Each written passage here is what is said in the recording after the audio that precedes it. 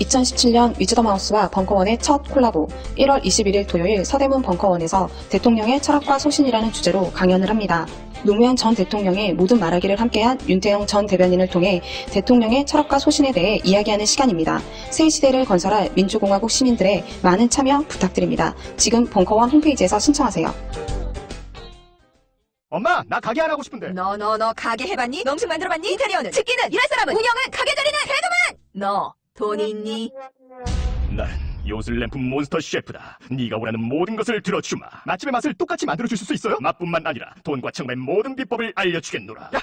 이젠 걱정 고민 끝! 네이버 검색창에 몬스터 셰프라고 쳐주세요. 상담문의 02-458-8838 몬스터 셰프.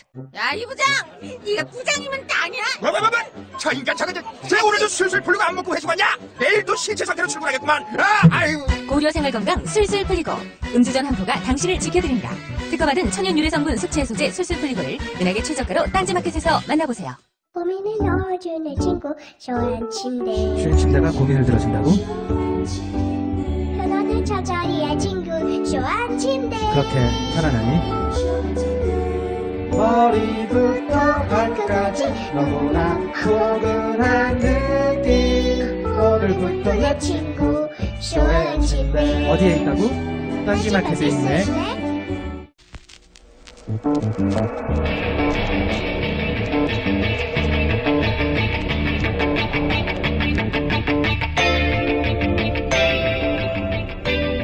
안녕하세요, 김호준입니다. 삼성이 영장실질심사에서 내세운 논리의 핵심은 한마디로 박근혜, 최순실이 가해자고 자신들은 피해자라는 겁니다. 특검은 아니다. 돈 주고 혜택을 받은 거래, 뇌물이다. 조 의원 부장판사는 삼성소를 들어줍니다. 과연 그런가? 특검의 뇌물죄 영장 청구 근거 중 하나가 된 메모가 있습니다. 박상진 삼성전자 사장이 지난해 9월 27일 독일 한 호텔에서 최순실과 만나 작성한 건데요. 이 메모에 따르면 야당의 문제 제기가 시작된 당시 최순실 회사를 통하지 않고 말을 사주는 방법을 의논하고 야당과 친분이 있는 최순실 회사 직원을 조심하라고 하고 정유라는 페이스북을 못하게 하라며 박상진 삼성전자 사장이 최순실에게 당부합니다. 심지어 현 정권에선 문제가 없고 정권이 바뀌면 검찰 수사에 대비해야 한다는 내용도 있습니다. 무슨 피해자가 이렇게까지 가해자를 걱정해줍니까? 돈 뺏겼는데 그런 걱정을 왜 해줘요? 이들이 공모관계라는 걸 파악하는데 그렇게 대단한 법리가 필요하나요? 국가 경제를 위해 풀어주자는 예전에 그 구태의원한 변명이 차라리 덜 뻔뻔합니다. 김호준 생각이었습니다.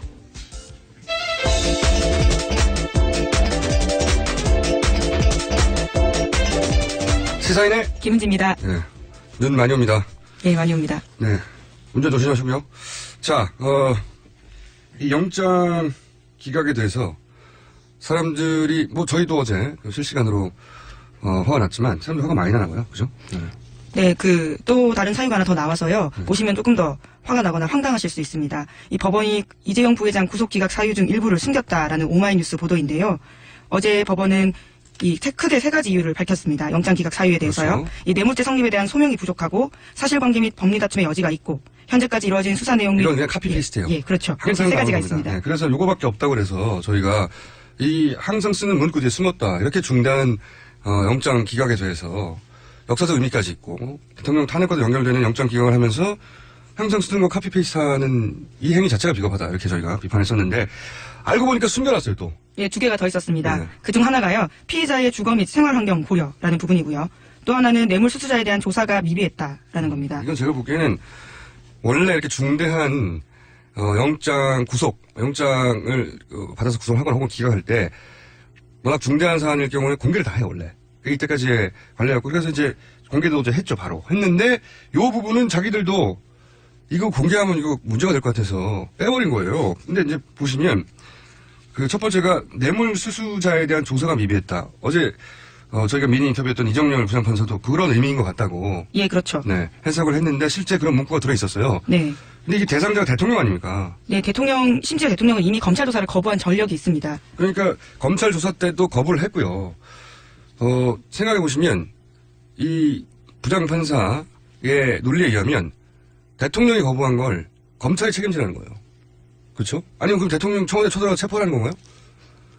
이게 이유가 됐다는 건 너무 황당하고요. 게다가 문영표 보건복지부 장관은 구속했잖아요. 네, 심지어 비슷한 사유라고 볼 수 있는 삼성 합병과 관련되어 있는 구속인데 이때도 박 대통령에 대한 조사는 없었습니다. 그러니까 그 형평에도 안 맞고 더 황당한 건 피의자의 주거 및 생활 환경이라는 문구예요.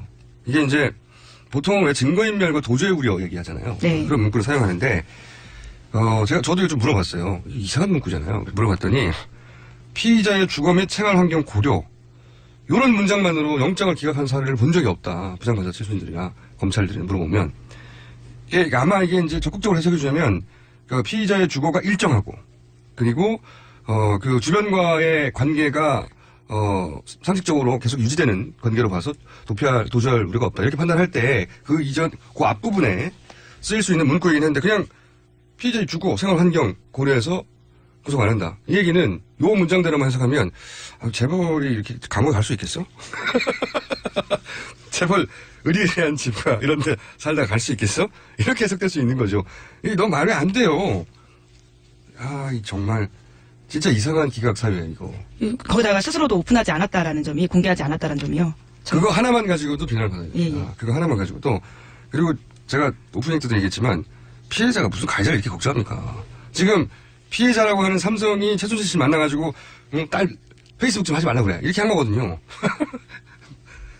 삼성, 그러니까 자기들이 피해자면 거꾸로 자기들이 돈 냈다는 사실이 막 드러나야죠. 그래서 더 이상 돈 안 뺏기게. 안 그래요?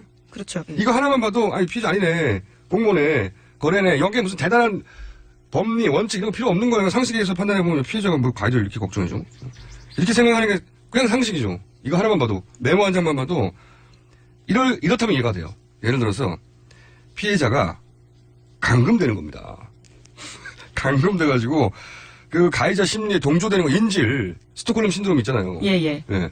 내가 이재용 변호사장이 독일에 감금됐었다. 그래서 최순실 씨가 오래 있다 보니까 최순실 씨의 심리 상태에 감정이입이 돼가지고 편을 들고 있고 그런 상태다. 그러면 삼성은 병원에 가서 정신감정 제출해야 되죠. 그러면 내가 이해 가겠는데 말이 안 되잖아요 이게. 무슨 피해자가 이렇게 같이 협조를 소극적으로 한 게 아니고 막 적극적으로 가해자한테 코치를 합니까? 페이스북도 하지 마라. 뭐 이런 식의 지시를까지 하는 거죠. 그러니까요. 당신 회사에 직원이 저쪽 야당과 친한 직원이 있어. 조심해. 왜 조심하죠? 제보할까봐. 아니, 자기가 돈 뜯긴다는 게 드러나야지 더 이상 안 뜯기지. 여기 법리 필요 없어요, 그렇게. 뭐 이렇게 대단한 법리 원칙주의자, 언론에 보면 그런 얘기도 하던데. 뭐 대단한 원칙이 필요합니까? 우리가 일반인들이 모르는 엄청난 복잡한 법리가 여기 있어요? 이 사람들이 공무원관계를 파악하는데 메모 한 장으로도 가능한데? 참네. 자, 그런데 이렇게 생각하는 사람이 많다는 거죠. 네, 비슷하게 화나신 분들이 많은 것 같습니다. 서울대 동문 8천여 명이요. 어제 이 성명을 냈습니다. 특검은 이재용 부회장에 대한 구속영장을 재청구하고 법원은 이를 발부하라라는 내용입니다. 서울대 동문들이 이제 8천 명이 성명을 냈다. 네. 이런 분들 굉장히 많아요. 저도 어제 문자를 많이 받았는데 두 갈래 하더라고요. 한 갈래는 특검 앞에 가서 응원해야 되겠다. 기죽지 말라고. 그 앞에 플랜카드 내건 분도 있고. 네, 꽃선물도 어제 꽤 들어왔고요. 네, 힘내라고. 예. 특검 잘못한 거 없다고. 특검, 그리고 또 한쪽에서는 화가 난 거죠. 법원에도 전화가 많이 갔다고 하고, 촛불 집회 준비하시는 분들도, 이 조영 판사 이런 걸 직접 거론하겠다. 구호를, 조 의원을 파면하라, 뭐 이런 과격한 구호가 등장할 수도 있다고, 자기들끼리. 그러니까 이게 단순히 한 개인의 문제라기보다는 그 판결이 가진 역사적 의미도 있고, 그죠? 그리고 이게 얼마나 중요한지를 고려하지 않았고, 그렇게, 물론 판사는 법만 따지면 됩니다. 역사까지 따질 필요는 없어요. 하지만 법을 따져도 너무 이상하지 않느냐. 그렇게 이제 문제 제기하는 거죠. 그리고 제가 알기로는 법원 앞에도 몰려와서, 그 앞에서 농성을 한다고, 네. 중앙지법 앞으로 달려가가지고, 변호사분들하고, 듣기로는 조국 그 교수님도 간다고 제가 들은 것 같은데. 어제 본인의 SNS에도 이번 사건에 대해서 좀 문제점들 지적해 놓으신 걸 봤습니다. 그러니까 법을 다루는 분들은 더 화가 났다고요. 그래서 법조인들이 중앙지법 앞에 가지고 농성을 하겠다고 하는 것도 있고 이 파장이 저는 오래 갈 것 같아요. 이게 영장을 재신청을 하겠죠 아무래도 할 텐데 영장실질심사하는 분이 겨우 3분밖에 안 되거든요. 서울중앙지법은 그렇습니다. 네, 3분밖에 안 되고 돌아가면서 하는 건데 똑같은 분에 다시 걸릴 수도 있고요. 뺑뺑이니까. 물론 뭐 누구한테 받을 건지 고려해서 하겠지만 그룹이 워낙 적기 때문에 서로 영향을 주고 받거든요. 그래서 기각한 거를 바로 다음날 바로 다음번에 받아주기도 쉽지 않아요 서로. 여하간 이 사안은 이렇게 뭐랄까요, 촛불을 다시 밝히게 되는 계기가 되기도 할 것 같다는 생각이 들기도 합니다. 네. 다음 뉴스 전해주십시오. 예, 관리의 삼성이라는 말 유명합니다. 삼성이 인맥관리 리스트 등 대외비 문건을 뉴스타파가 보도한 건데요. 이를 뒷받침해주는 내용입니다. 이 내부 문건에는 청와대와 특정 정부 부처가 협력 채널이라고 적시되어 있고요. 거기다가 정보기관, 청와대 비서실 이런 조직도가 함께 그려져 있다라고 합니다. 뉴스타파 보도죠. 삼성은 유명하죠 원래. 예, 이런 한마디로 말해서 정부 주요 기관들의 누구를 관리해야 할지 그런 리스트를 삼성은 보유하고 있다 이런 보도인 거죠. 예. 이런 생각도 들어요. 이제 복잡하게 생각할 거 없고 자신의 가족이 자신의 뭐 아들이 딸이 구속영장 청구될 상황이 됐어요. 일반인의 아버지 가족이라면 어떡하겠습니까? 일단 법조계 아는 사람이 먼저 전화를 해봅니다. 당연하죠. 네, 구속된다는데 실질심사 받는데 어떻게 해야 되지? 여기저기 전화할 거 아니에요. 근데 우리나라 가장 큰 기업 이런 리스트도 관리하는 것이 가만히 있을까요? 상식적인 수준에 생각해보면 그냥 그 동네 아무 아버지나 혹은 아무 아들, 딸이나 가족이 이런 일을 겪게 되면 전화해보게 돼 있어요. 그분들은 아무런 영향을 줄 수 없다는 게 차이점이지. 저는 어떤 생각을 해보냐면, 근데 이제 그 대기업들은 굉장히 이런 일을 많이 해왔던, 오래 해왔던, 그래서 잘 들키지 않는 방식이자 한편으로 세련된 방식을 구사한단 말이죠. 저는 이 와중에 삼성이 직접 전화했다, 이럴 것 같지는 않고, 어제도 얘기했듯이 그 재벌들이 여기에 관해서는 다 이해가 일치한다고요. 다음 재벌 있잖아요. 뇌물죄로 줄줄이 엮일 수 있는 상황입니다. 그 다음 재벌들이 오히려 안달이 나서 전화했을 수도 있다. 그 국민연금 이전에 금융기관, 투자기관들이 한 번에 찬성했다. 긍정 의견 냈다. 합병건에 대해서. 그때도 보면 위에 사장단 쪽에서는 서로 다 얘기해서 삼성이 저거 해주니까 도와주자 이런 얘기 있었다고 했잖아요. 마찬가지거든요. 다른 곳에서 전화했을 수도 있습니다.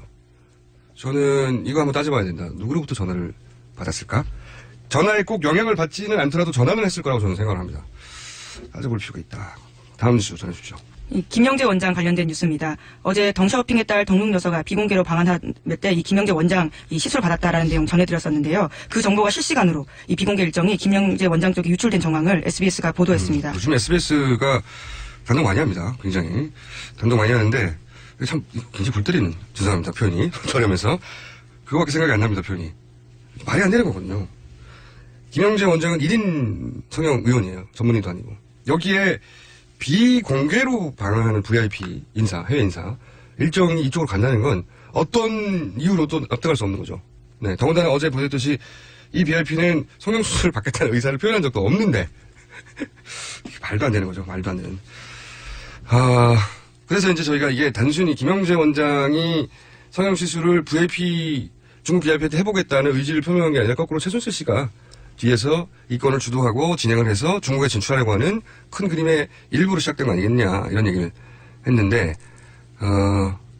관련 뉴스가 또 있죠. 김영재 원장 뉴스가. 네, 관련 증언이 나온 겁니다. 박 대통령이 김영재 원장의 해외 진출을 알아보라고 지시했다라는 정호성 전 비서관의 증언이 나온 건데요. 어제 헌법재판소에 나와서 이와 같은 이야기를 진술했습니다. 그러니까 이런 일들이 그러니까 대통령이 직접 지시했다는 거고 지금까지 저희가 쭉 밝혀진 그 프로세스를 보면 대통령이 이런 짓을 구체적으로 할 때는 최순실 씨가 기본적으로 대통령 입을 빌어서 비즈니스를 했잖아요. 그래서 저희가 잠시 후에 이런 사건의 초창기 버전이 뭐였냐면 중동에 진출시키라고 그 경제수석이 컨설팅 업체에 연락해가지고 근데 컨설팅 업체가 가봤더니 자격이 안 된 것 같아서 안 된다고 했더니 그 이후로 세무조사와 국정원 괴롭힘을 당했다. 그 분이 누구냐면 대원 어드바이저리라고 하는 컨설팅 업체 이현주 대표예요. 제가 이 오프닝 끝나자마자 인터뷰를 할 예정입니다. 자세하게 물어보려고 무슨 일이 있었는지. 저는 이게 이제 며칠 전부터 계속 얘기했지만 최순실 씨가 중국에다가 혹은 중동에다가 성형 프랜차이즈를 하려고 했던 그런 비즈니스의 일환으로 이 VIP들을 처음으로 시술 대상으로 삼거나 혹은 VIP와 관계를 대통령이 맺을 수 있는 관계를 이용해서 장사를 하려고 했던 거죠. 그런 걸로 보여집니다. 한번 잠시 후 인터뷰에 물어보기로 하고 자 다음 주는요. 대포폰 관련된 소위 차명 휴대폰이라고 하죠. 관련된 뉴스 전해드립니다. 최순실 일가가 사용하던 대포폰을 시사인이 단독 입수해서 보도한 뉴스가 있는데요. 오늘 저희 온라인 본인이 다니는 회사 시사인이요? 네. 심지어 제가 입수했습니다. 아 그래요? 예. 자 본인의 특정 들어보겠습니다. 내용 뭡니까? 이 최순실 씨가 주도하는 한국동계스포츠영재센터라는 곳에 있었던 한 전직 관계자가 장시호 씨한테 받아서 가지고 다녔던 대포폰입니다. 이 대포폰에는 번호가 딱 3개가 저장되어 있었다라고 하는데요. 이 회, 짱, 김 이렇게 저장되어 있는데 여기서 회는 회장의 줄임말로 최순실이고요. 짱은 장시호, 김은 김종 전 차관을 뜻한다라고 합니다. 그냥 간단하게 얘기하면 장시호 씨가 나한테 하려면 이 폰으로 해 하고 준 거죠. 맞습니다. 네. 근데 그 폰을 받은 사람이 이제 본인에게 넘긴 거죠. 예, 그렇죠. 그렇군요. 근데 거기에 보면 딱 3개의 번호만 있다. 최순실, 장시호, 김종. 그러니까 이 세 사람은 뒤에서 비즈니스를 할 때 한 몸처럼 의논하거나 보고하거나 한 대상이었다는 거네요. 이 스포츠 관련된 이야기를 할 때는 확실하게 그렇게 움직였던 정황을 포착한 거고요. 거기다가 대포폰이라고 하는 이 불법적인 상황에 대해서도 이 사람들이 어떻게 움직였는지를 알 수 있게 해주는 거죠. 이게 범죄 집단들이 하는 짓인데 이게. 그럼 참 번호 대포폰 하나에 3개의 번호만 딱 들어서 요것만 사용하라고 딱 전달해 주는 거죠. 그렇죠. 네. 그런데 이런 대포폰이 많다는 거 아닙니까? 예, 실제로 그 제보자도요, 대포폰을 여러 개 봤다라고 합니다. 심지어 저희가 건네받은 대포폰에도 이 노란색 뽀로로 반창고가 붙어 있었는데요. 뽀로로 반창고요? 예. 왜 이런 게 붙어 있냐라고 물어봤더니 이 핸드폰뿐만이 아니고 다른 대포폰에도 그렇게 반창고가 붙어 있다라는 겁니다. 헷갈릴까봐? 그렇죠. 서로 다른 반창고를 붙여서? 예. 구분하는 용인 거죠. 이거는 여기서 해먹는 용도, 이거는 저기서 해먹는 용도, 이렇게. 사업별로, 해먹는 사업별로 반창고를 따로 붙여놨군요. 왜냐면 그 관련된 데들이 다 다르니까. 그리고 이런 대포폰을 대통령 썼다는 거 아닙니까, 지금? 어제 정호성 전 비서관이 헌법재판소에 나와서 이와 같은 진술도 했습니다. 대통령이 일명 대포폰을 사용했다라는 건데요. 이것은 현행법상 이 직접 개통해서 사용하거나 넘겨받아도 모두 이 처벌 대상입니다. 뭐 처벌 대상이 아니냐고 중요한 게 아니라 대통령이 대포폰을 왜 씁니까? 대통령이 왜 써요? 그럴 이유가 뭐가 있어요? 정호성 전 비서관은 어제 이렇게 말했습니다. 도청 위험성 때문에 만에 하나 대비해서 사용했다.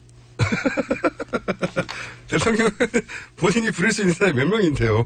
그냥 시키면 되죠. 본인의 말을. 정말 이게 이유가 된다고. 이제 어쨌든 중요한 것은 초반에 박근혜 대통령이 대포폰을 사용할 수 있다. 사용할 가능성이 있다. 이런 얘기가 나왔어요. 그죠? 저도 최순실 씨가 이렇게 대포폰을 쓴다면 정호성 비서관과 최순실 씨가 왜 박근혜 대통령과는 대포폰을 안 쓰겠냐 이런 얘기도 했던 적이 있고. 근데 이제 청와대에서 말도 안 된다. 대통령이 대포폰을 쓸 리가 없다. 터무니없는 허위 주장이다. 이렇게 반박한 적이 있습니다. 초반에 청와대에서는 다 터무니없다고 그랬으니까요. 그랬는데 이제 드디어 인정이 된 거죠. 대포폰을 썼다고. 예. 대포폰을 그리고 이 대포폰이 이런 식으로 관리됐다면 대통령도 하나만 쓰지 않았을 수도 있고 아니면 대통령은 모든 걸 최순실 씨 한 사람하고만 대포폰으로 이용하면 나머지는 이제 최순실 씨가 쭉쭉쭉 반창고별로 분류하여 했을 수도 있다. 예. 이게 재밌습니다. 대포폰 하나밖에 입수 안 했어요? 우선 하나 입수했습니다. 예. 좀 더 김원지 기자의 특종입니다. 대포폰 입수. 좀 더 많은 대포폰을 입수해주세요. 다른 반창고. 노력하겠습니다. 시간이 없어서 제목 정도 읽고 넘어가야 되겠습니다. 네. 조윤선 장관이 블랙리스트와 관련해서 자백을 털어놨습니다. 드디어? 김기춘 전 실장이 시켰다라고. 그게 아니라고 하더니 시켰어요라고. 예. 제가 얘기했잖아요. 공직자들은 들어가면 다 털어놓는다고. 자, 그 다음은요? 예, 평창 올림픽과 관련해서요. 김상률 전 수석이 어제 헌법재판소에 나와서 대통령이 누슬리라는 업체를 콕 찍어서 평창 올림픽 사업자로 찍었다라는 이야기를 누슬리는 했고요. 최순실 씨하고 같이 일하기로 한 회사죠. 예, MOU를 맺었습니다. 네, 그리고 그 WK라고 하는 최순실 씨 회사와 관련해서 이 접촉을 하라면서 번호를 직접 주기도 했다는 대통령이. 겁니다. 네. 알겠습니다. 오늘 여기까지 하겠습니다. 지금까지 시사인의 김은지였습니다. 감사합니다. 아무도 묻지도 따지지도 않고 가입하셨다고요? 보험은 너무 어려워요. 걱정 마십시오. 마이보험 체크가 도와드립니다. 1800-7917 마이보험 체크로 지금 전화주세요. 1800-7917 이미 가입한 보험이나 신규 보험도 가장 좋은 조건을 체크해서 찾아드립니다. 인터넷 한글 주소 마이보험.com 또는 카카오톡에서 아이디 검색 마이보험을 친구 추가하여 상담하실 수 있습니다. 여성 여러분, 골반이 삐딱하면 허리가 아파요. 아랫배가 나와요. 골반이 바로서야 건강도 아름다움도 바로섭니다. 바디로직을 입으세요. 토크밴드의 입체적인 탄력이 틀어진 골반을 바로잡습니다. 간편하고 확실한 골반 교정 타이즈 바디로직. 삐딱한 남성 골반에도 역시 바디로직. 바디로직의 효과를 못 느끼셨다면 100% 환불해드립니다. 자세한 환불 조건은 홈페이지를 참조하세요. 굶고 끼고 땀 빼고 다 해봤다. 그래봐야 소용없었다. 다이어트는 결국 먹는 게 문제다! 동결건조 채소와 곡물, 단백질, 그리고 효소와 비타민, 미네랄로 만든 다이어트 전용 그린 스무디로 하루 한두 끼만 바꿔 드세요. 검색창에서 비타샵을 검색해주세요.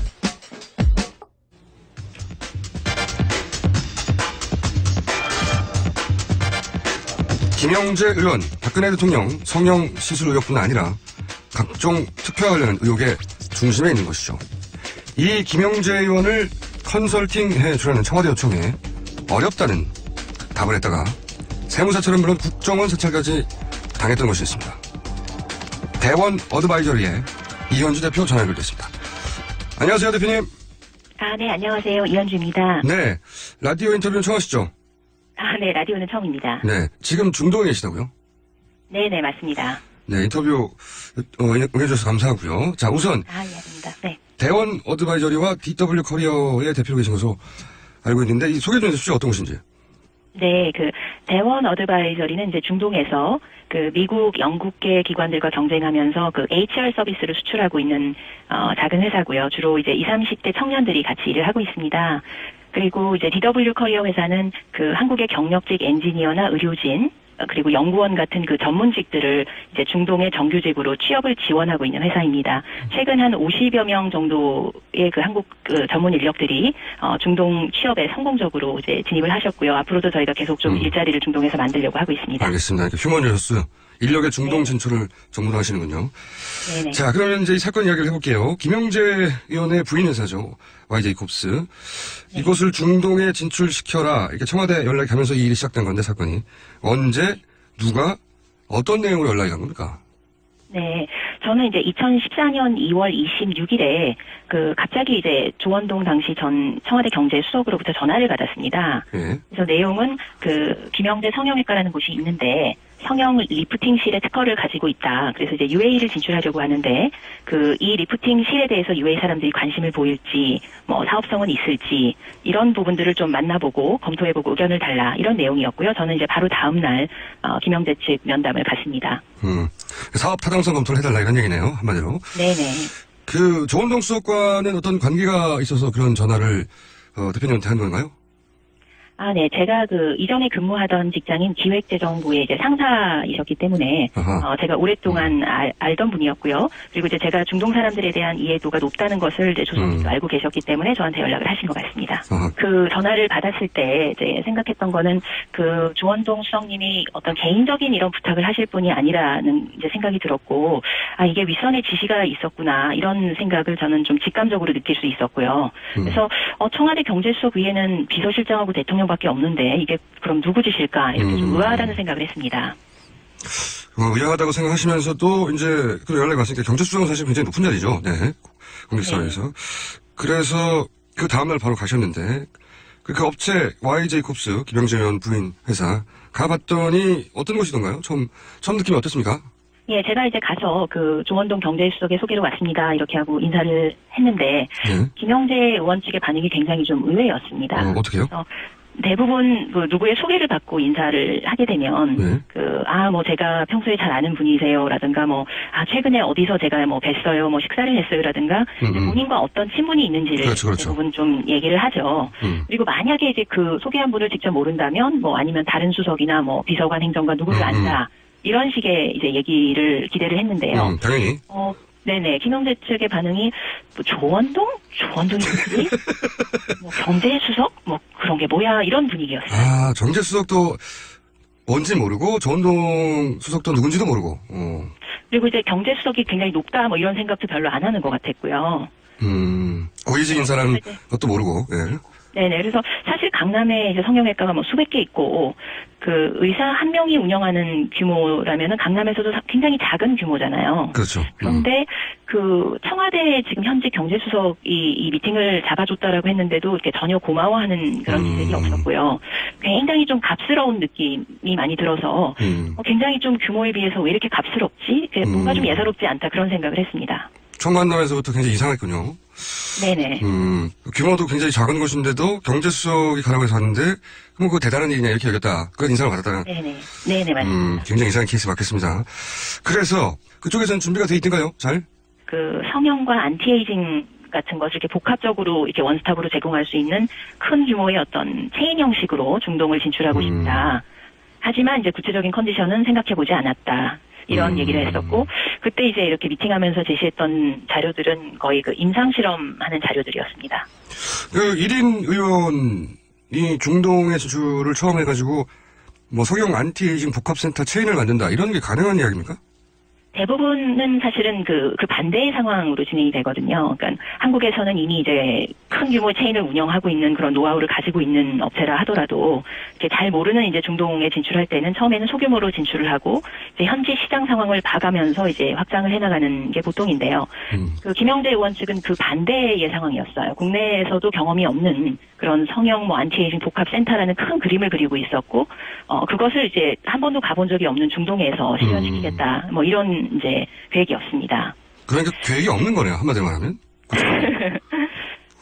구체적인 계획도 없는데 청와대에서 가보라고 했다.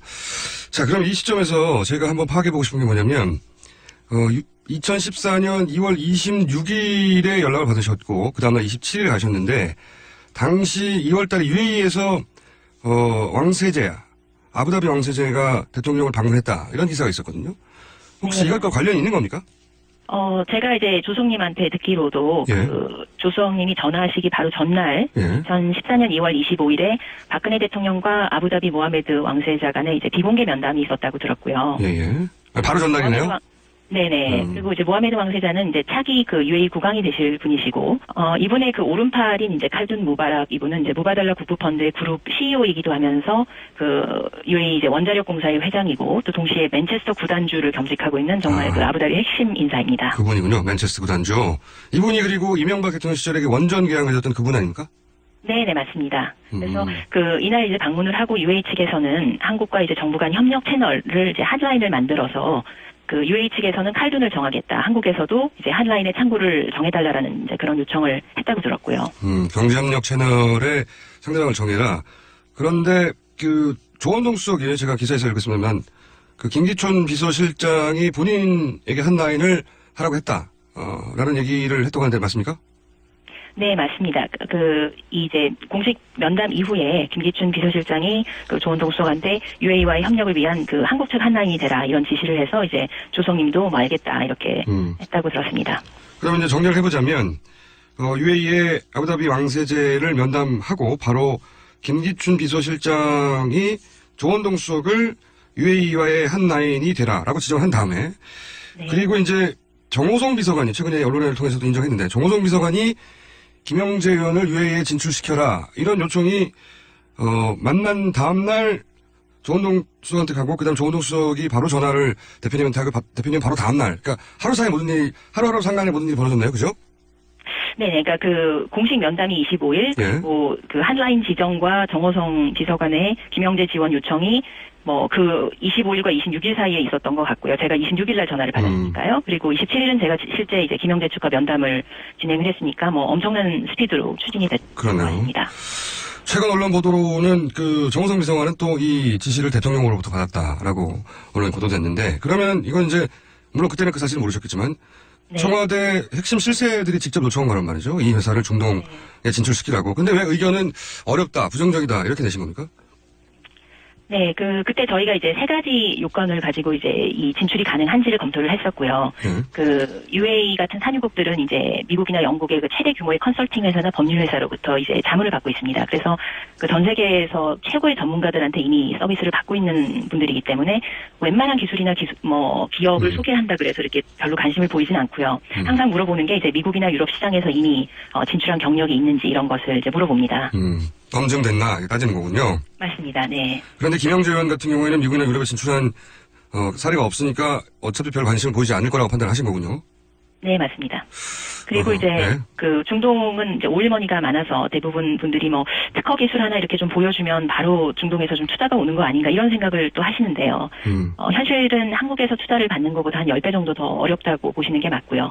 그리고 이제 어떤 파트너십이나 이런 데 필요한 시간도 최소한 3년에서 5년 정도의 그 오랜 시간과 노력이 필요한 곳입니다. 근데 김영재 의원에 가서 중동 진출을 하겠다는 의지가 그렇게 강한지 체크해봤더니 사실은 큰 관심이 없어 보이더라. 크게 뭐 별로 생각해보지 않은 듯한 그런 인상을 받았습니다.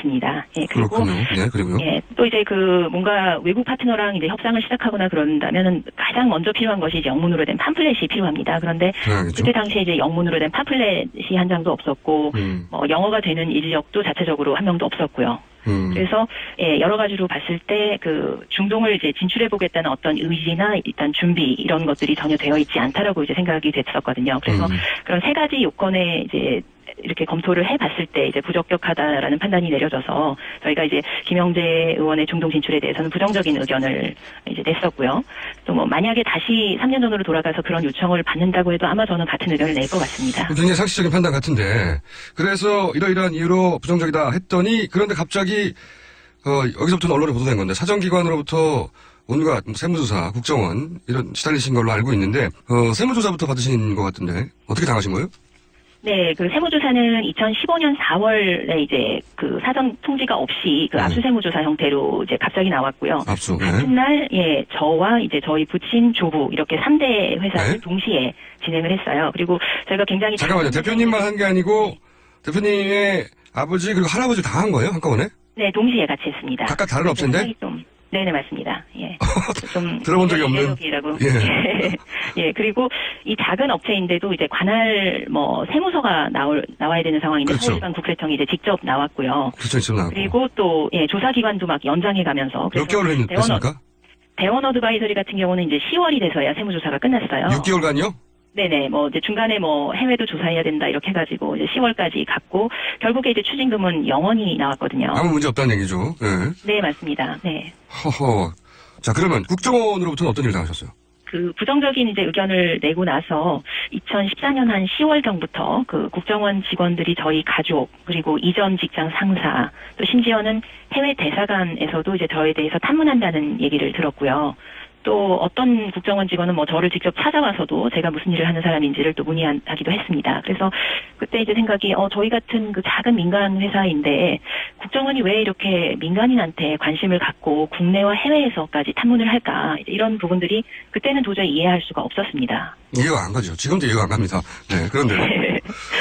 그리고 이제 국정원 사찰이 한 5개월 정도 지나고 있는 시점이 이제 2015년 3월인데, 이제 그때 또 안종범 당시 경제수석과 이제 조윤선 당시 정무수석이 제가 VIP의 중동 사업을 방해하는 불법 브로커다, 나쁜 사람이다, 그래서 VIP가 노하셨다, 이런 또 모함을 하더라고요. 그리고 이제 바로 그 다음 달인 이제 15년 4월부터 세무조사가 시작이 됐었고, 세무조사에서 이제 무혐의가 나왔는데, 그래서 저는 그때 생각이 이제 국정원이 저를 한 6개월 조사하고 국세청도 6개월 정도 조사를 해서 무혐의가 나왔으면 제가 위법한 일을 하지 않는다는 좀 결백이 증명되지 않을까, 그렇게 기대를 했었거든요. 이제 끝났구나 싶었는데. 네네, 끝났구나 싶었죠. 그런데 그게 아니고 이제 가족들에 대한 어떤 감사원의 표적 감사라던가 인사보복 이런 것들이 2016년 10월까지도 계속 진행이 됐습니다. 가족들에 대한 감사원의 표적 감사라면 가족분들이 공직에 계신가 봅니다. 공무원. 네, 맞습니다. 아하.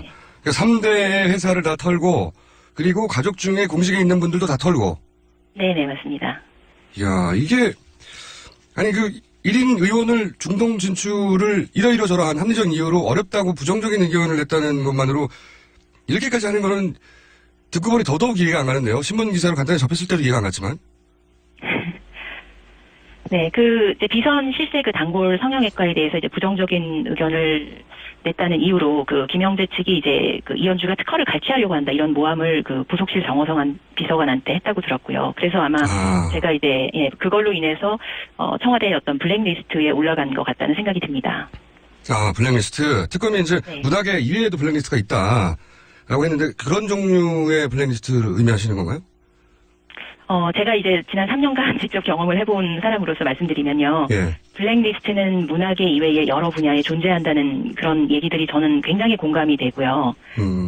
그동안 이제 가족들이 받은 어떤 인사보복, 감사원의 표적 감사, 사찰, 세무조사, 이렇게 많은 부서들이 관여되는 걸 보면 이제 제가 김영재를 지원하지 않은 것 때문에 이제 청와대 블랙리스트에 올라가 있었고, 또 청와대 핵심 수석들이 직접 모함도 하고, 또 여러 정부기관들이 저와 이제 저희 가족들을 모두 보복하기 위해서 동참을 하거든요. 그래서 제가 생각되는 거는 문화계가 아닌 다른 블랙리스트가 분명히 존재하고, 저도 그 블랙리스트에 올라가 있던 사람이었던 것 같고, 그래서 이 블랙리스트가 청와대를 중심으로 해서 여러 정부기관에 공유되고 있었고, 또 이 보복도 굉장히 체계적으로 관리가 되면서 진행이 된 것 같다, 그런 의혹이 듭니다. 그래서 특검이 그런 얘기를 하는 거군요. 실제 겪으신 분도 그런 얘기를 하시는 거고, 이런 사례가 또 있겠죠, 아마도.